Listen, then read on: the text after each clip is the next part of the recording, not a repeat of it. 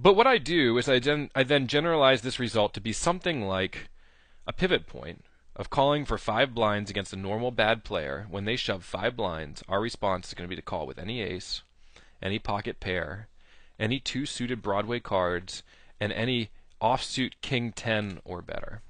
Alright, so let's take a look at another example. And this example is going to be very similar to the first one, except now what we've got is we're going to be calling 10 blinds from a shove while we're in the big blind. Or we're calling a 10 blind shove while we're in the big blind. Alright, so this is another typical situation. We're in the big blind, and a normal bad player is shoving on us for 10 blinds effective. And it turns out that bad player is still on the button or the small blind. And we're going to make another assumption. We're going to say, again, bad players' ranges don't vary that much, and this time we're going to assume that that normal bad player is shoving 25% of his hands for 10 blinds. Let's take a look at that in Sit and Go Wizard.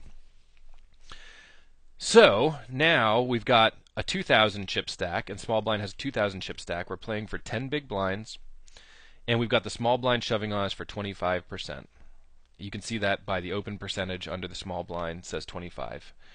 And now Sit and Go Wizard suggests a call, but this time it's suggesting a range of 8.9%, which is pocket sixes or better and ace 10.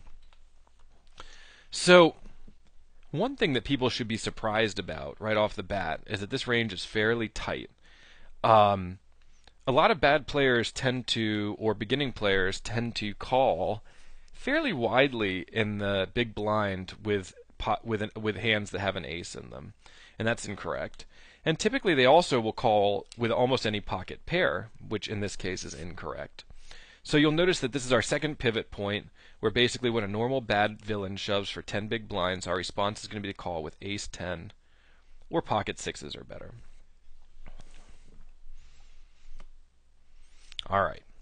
Now, one big problem is when you're sitting at the poker table, you're never going to have someone shove exactly 10 blinds on you. You're never going to have someone shove exactly 5 blinds on you.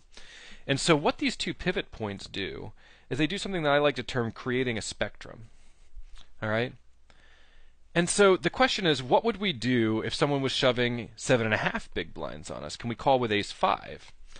And so what I like to do is I like to look at the two pivot points we've got as endpoints. And I like to look at all the cards in between as sort of a spectrum of cards. And so we know 7.5 big blinds is sort of roughly in between 5 and 10. In fact, it's exactly halfway in between 5 and 10. So what we can do is we can look at the two pivot points we've got, and we can pick the midpoint hands, and that will become like a new pivot point to us. This is how we're going to adjust on the fly in a game. So the tight pivot point, ace 10 and pocket sixes, we would see ace 10 suited. And in the loose pivot point, we'd see that we have ace 2 suited. And so the midpoint of those two hands is going to be something like ace 10 and ace 2. You're going to see the ace 6 is the midpoint.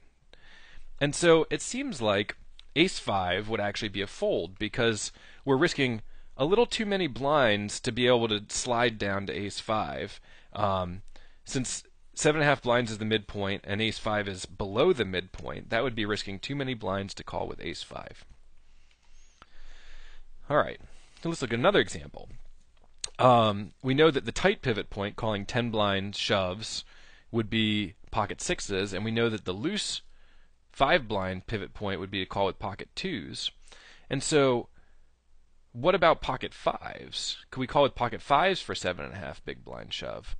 And the answer is yes, because the midpoint here is 4-4, and so fives is actually a stronger hand, and so we definitely have a stronger hand than what we need to defend with from a 7.5 blind shove. So I've gone ahead and I've simulated this result, and it turns out that based on what we said, pocket fours, which is the midpoint between sixes and twos, is exactly correct for a 7.5 blind shove. And it turns out that actually ace 6 suited is a little too loose to call a 7.5 blind shove, but it's close. It's a fairly good estimate.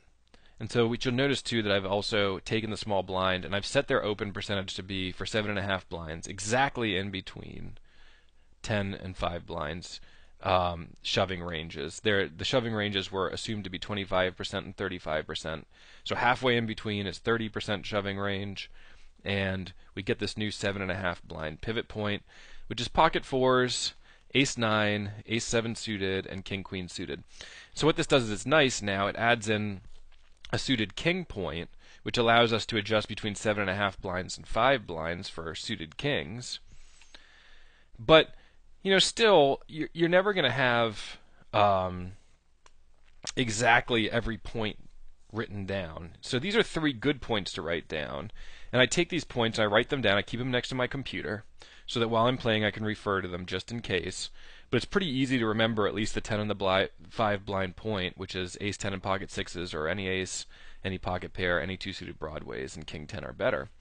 And so what you see is now the king queen suited helps us to slide in between the 7.5 and 5 blind point, but there's still other hands that we don't know exactly where the midpoint is because we don't have offsuit kings example for in the 7.5 blind point. So here's another question. What about king jack suited for 6 blinds? All right, if somebody's shoving on us for 6 blinds and they're a normal bad player and we're in the big blind, then I would say, well, I mean, king jack suited is pretty much the midpoint between king queen suited and king 10 suited. And 6 blinds is about the midpoint between 7.5 and 5. So I'd say king jack suited is approximately good enough. And usually in sit and goes, these kinds of decisions, if they're close, are going to be good enough. So what we've done is we've basically created 3 pivot points which are going to address one of the hardest things that beginning players tend to do in sit and goes, which is to make calls against open shoves. Beginning players basically learn, the first thing they learn is that they need to play tight in the early blinds. And then they also learn that they need to start open shoving fairly widely, but they also know that when you're open shoving, you have fold equity, right? Basically, you can win 2 ways. You either win by the opponent folding, or you win because your hand wins at showdown. Whereas when you're calling, you only have one way to win, which is basically your hand has to win at showdown. So a lot of beginning to sort of intermediate players basically never look at exactly what their calling ranges ought to be. And so they'll have a wide, distribution of ranges that they actually call with. Some people call way too tight because they're just afraid of seeing it all in confrontation when they're not the one who's shoving.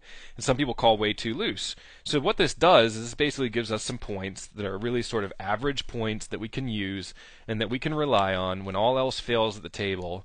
We can take a look at these points and say, well, a good starting point ought to be these pivot points. So here's the secret of pivot points. Basically, by dealing with the range in Wizard ahead of time, it's as if we're using Wizard while we're actually playing the game. We've created a situation where we know we're going to see these kinds of things repeatedly. We know people are going to make shoves on us when we're in the big blind. It's going to happen a lot. And by taking a look at the situation in Wizard ahead of time, we can carefully craft pivot points where we don't need to guess somebody's range on the fly. If I said to you before watching this video, what is a normal bad player's range for shoving 10 blinds on us from the small blind, you might have no idea. And even if you did know that it was 25%, shoving 10 blinds on us, you would have no idea what your calling range ought to be, other than it should probably be tighter than the range that they're shoving on us. So you might have some idea of sort of a general calling range, or you might have created sort of a little bit of an idea in your mind, having seen a lot of these situations repeatedly in Wizard. But what this does is it just gives us a very static range that we can have written down, and it's going to help us to determine what we should do, because we're going to know what the villain's shoving range is, and we're going to know what our response calling range ought to be. So by doing this in Wizard, we don't need to figure it out again. And so it's almost as if we're basically using Wizard at the table, because all of the other relevant info is pretty easy to figure out. We basically just know how many blinds they're shoving on us, and we know what position they're in. And then we basically can tell from HUD stats and other things whether the player is just sort of a bad player.